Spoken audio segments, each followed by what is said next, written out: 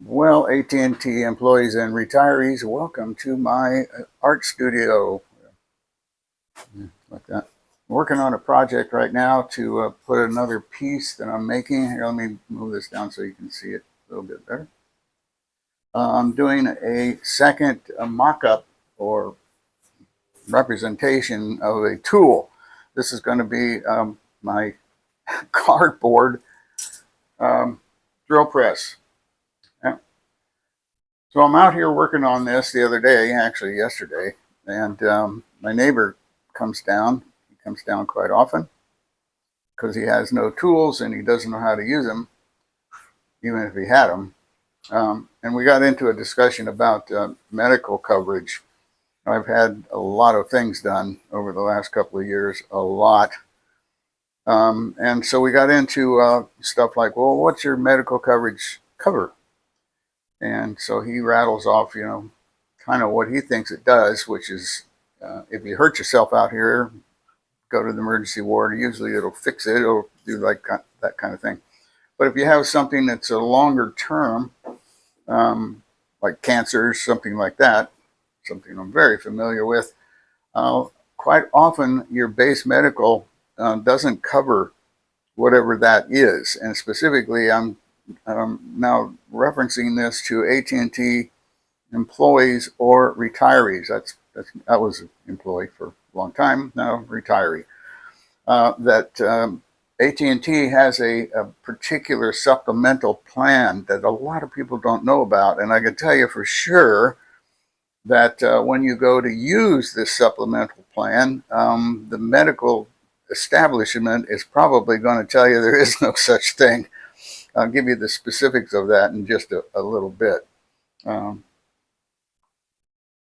I tell you why? Yeah, I did. I told you why. I'm going to show you my head. Mohs. When you get Mohs surgery, they try to make it nice and clean. If you do anything on your face or head like that, typically you go to a Mohs surgeon. If you just do other places, your arms, your leg, stuff like that, you can go to a regular dermatologist. So I go to both of them quite often. Anyway, back to this. AT&T has this thing called a supplemental benefit program. Now, if you're not AT&T, you're not going to be too interested in this. Well, unless you just want to know, well, okay, what does that mean? What does it cover? It's amazing. It's an amazing program. So if you're AT&T retiree or employee, you really need to know about this if you don't already know about it. And maybe you do, because it costs you $3 a month to join this. I've been on it for forever, for years, and in fact just used it. And I'll show you the thing I availed myself of. So here's what it looks like. My wife said, well, why don't you put this up on your computer? And I said, because it take me hours to do this. I'm just going to hold this up and show it to you. All right, AT&T CarePlus. Anybody can get to this. All you have to do is a search line. Just put in AT&T CarePlus, and it'll come up a whole bunch of accesses. There's no secret thing about, you don't have to sign in, you don't have to do anything. You can just get up on here if you're curious and see what is in fact covered. There's two pieces of it. They call it experimental and expanded services. And the thing about it is, when you get into AT&T documentation, if you've ever had to do that, it's a nightmare.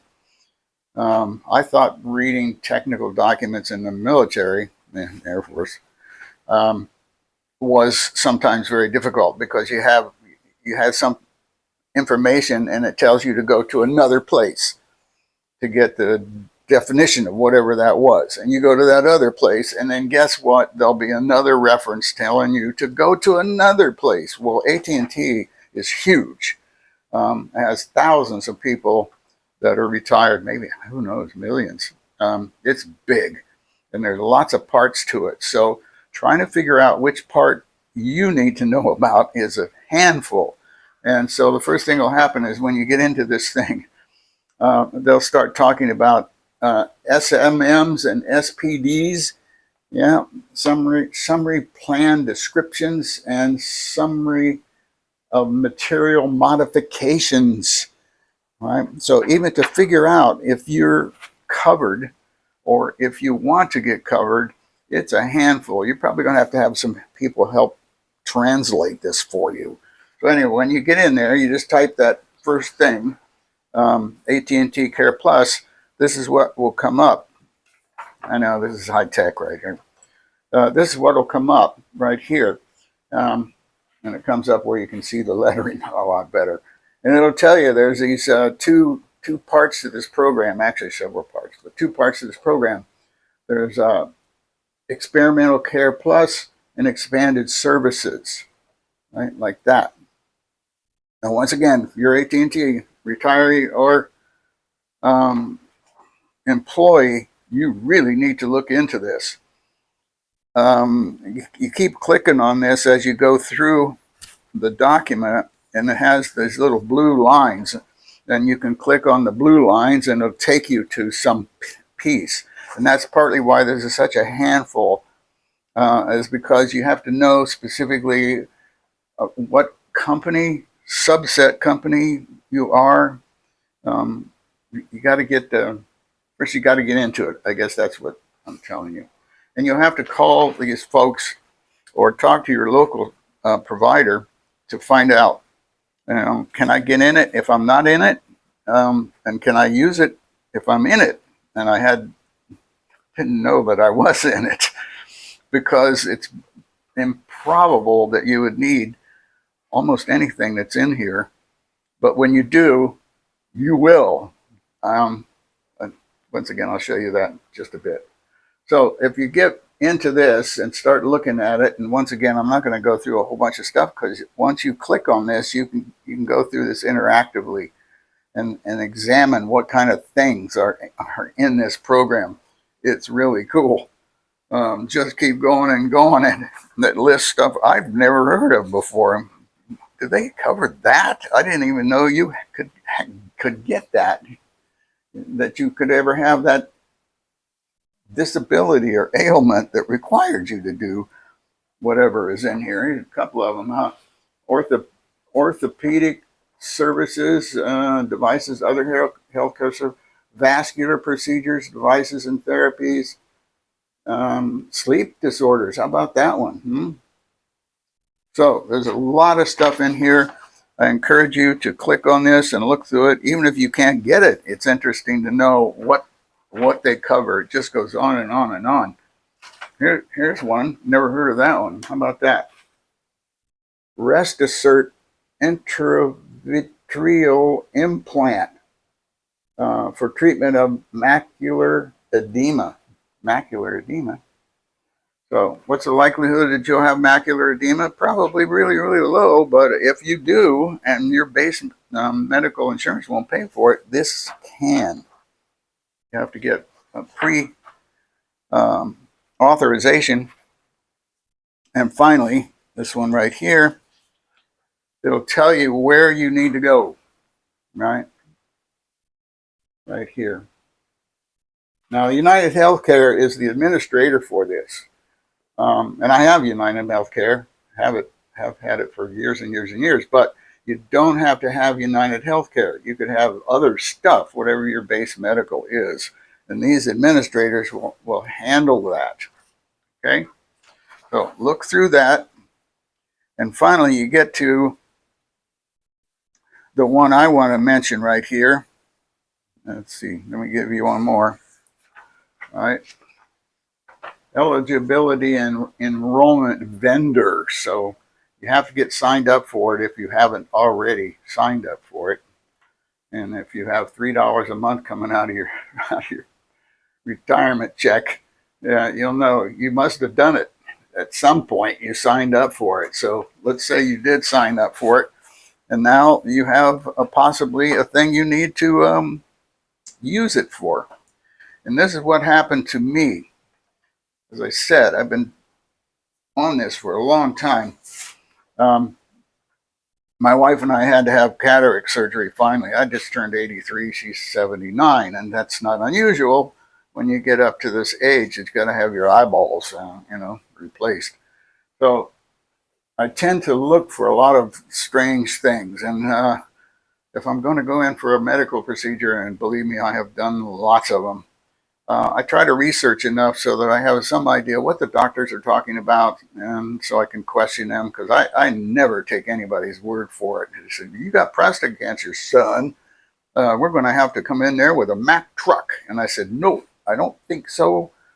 I've done a lot of study, and you can use a small, little, tiny miniature truck, right? You don't need a great big one." Yeah. So this occurred with my cataract surgery. I said, there's a new kind called femtosecond laser. I'd really like to look into that, and I did, and it's controversial. Um, some doctors, a lot of them, say they really like this, and some say, no, I still like doing it with a scalpel, like that. Well, you can look up the procedure, femtosecond laser, and they have this computer controlled device that uses a laser. And it does the initial cuts and breaks up the lens and all the stuff that they have to do physically with a scalpel and a little oscillating thingy. And I wanted that.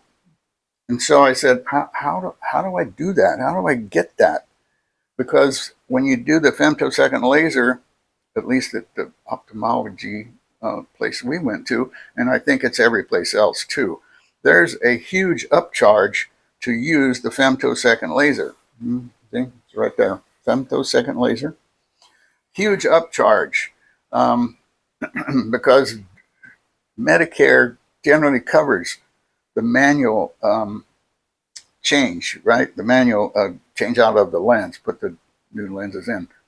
But as soon as you go to the femtosecond laser or any kind of fancy lens, there's an upcharge. In our case, it was on the order of like $3,000, almost $4,000 per eye to go to the femtosecond laser. All right. And if you added some kind of fancy lens, it could get up all the way to $6,000, $7,000 upcharge. You have to pay that up front. And so we went in there and we talked to these folks, and we said, hey, we've got this super duper whiz bang supplementary insurance. And they said, there is no such thing. Right there, there is no such thing. And I said, well, there is, and we've got it. And all you have to do is talk to the people over there at CarePlus. And, they said, we don't call people, they call us. Yeah, well, okay. So, all right. These folks are really nice because you have to get some forms filled out by the doctor. So they have to participate. You can't just say, I want this. No, the doctor has to help you fill out the forms because you have to get pre-authorization for this. And it took us a while to do it because they just refused to say that they were going to participate in this thing until we got a bunch of people talking to each other, and finally did. So what's the bottom line to this? Because you may have to do cataract surgery, and it could be up to you deciding, do you want to just do standard stuff? It won't cost you $1 bazillion. Or do you want to do an upgrade? That's going to cost you up front. If you decide to do that, you have to put in your information to the CarePlus folks ahead of time, and that requires you to fill out forms. And the procedures in here, when you click through, you'll see what that is. They have copies of the form that you have to fill out. And I tried to do it myself because they just refused to deal with me, and I couldn't do it because I couldn't explain what the codes were, that kind of stuff, because femtosecond lasers got all kinds of weird codes, medical codes they have to have. So we finally got them to do it, had the procedures done.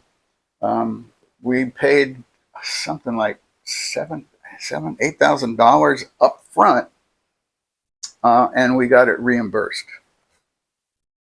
It's a hassle, right, to do this. But if you got something really, really, really weird, really unusual, really out of the ordinary, and your base medical won't cover it, you need to look into this. It could probably save you a whole bunch of money. It saved us a whole bunch of money. And even more importantly than that, it's very possible if you have some obscure disease that this thing covers, it could save your life. Because if it costs you $10,000 to do this procedure and you don't have $10,000 to throw at this because your base medical doesn't cover it, this could possibly save your life. Now, this is a very small audience I'm talking to right now. If you're still listening, you're obviously interested because you're an AT&T employee or a retiree. If you're not, you're just interested, right? Maybe you want to get hired on by AT&T. Nah. So I know it's a very small audience, but it could be so important for you. And that's why if you don't have this or you don't know if you have this, check it out. It's real easy. You just put in AT&T, right? Supplemental. It's that simple, and then you can figure out, do I need to join? Do I need to give them $3 a month to cover this? Yeah, you do. So I'm going back now to my project. I'm running out of time. These are jokes, by the way. Yeah, yeah. The art, especially the local art folks here, they're very, very conservative, as am I in many ways. But I bring stuff in, and I'm telling you, they look at me like, which planet did you come in from? They did that with the piece that's in there right now, which is a cardboard replication of my 10-inch table saw. It's the safest saw in the world because I made the blades out of Q-tips, right? So the Q-tips rotate around. Safest saw in the world. Yeah. So there we go. Thanks for watching. I hope this can help somebody. It certainly helped us, saved us a ton of money. And I had the computers do my eyeballs instead of some guy with a like that. Well, the guy's doing it with the little stop hole. They've been doing a pretty good job for a long time, but computer is a lot more accurate. At least I hope so. 10-4, Roger. Rubber ducky. Over and out.